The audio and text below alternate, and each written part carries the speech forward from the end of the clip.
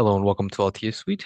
Today I'm going to show you how we can schedule our order items that have multiple quantities on the order on our calendar. To get started, we're going to go into our orders. We're going to create a brand new order. All right, the first thing we're going to do is go ahead and add a customer. We're going to use its billing address as a shipping address. And then for the delivery mode, we want to schedule everything to be shipped to the shipping address. Now we're going to choose an item.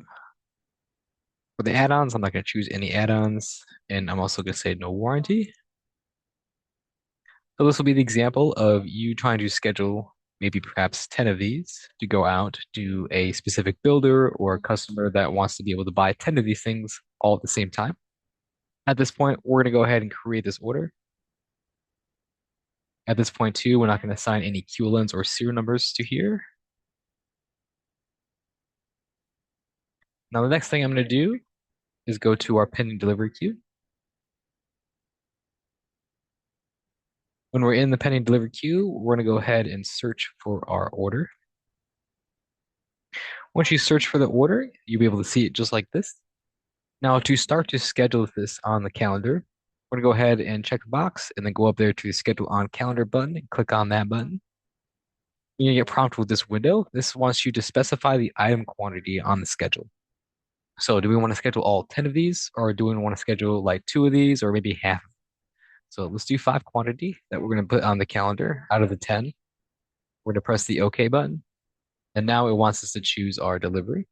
So we're going to put it on this truck for today and create a delivery schedule. And they can see it says 5 quantity of that washer that we're trying to do. Do need to specify how many slots it's going to take. And then we're going to hit that save button.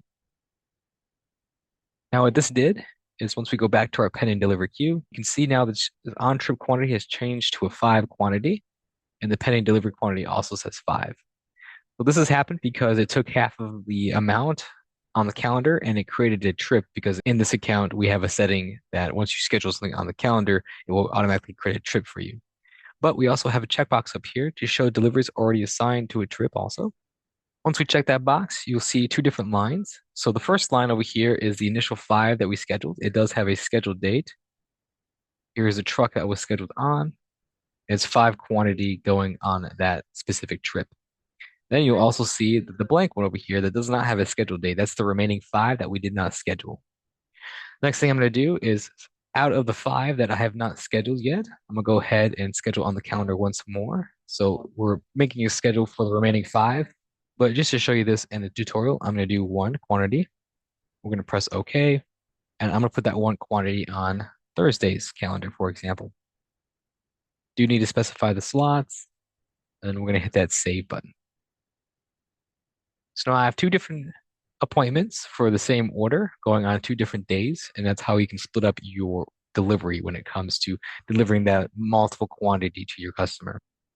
So we're going to go ahead and click on the back to pending deliveries button.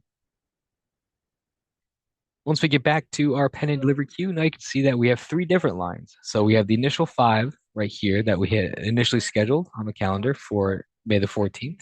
Now I can see there's also another line for that additional quantity, that 1 quantity for May the 15th. So the system does keep track of how much quantity that you're actually putting on the calendar. And you're always going to have this remaining line over here of things that you have not scheduled.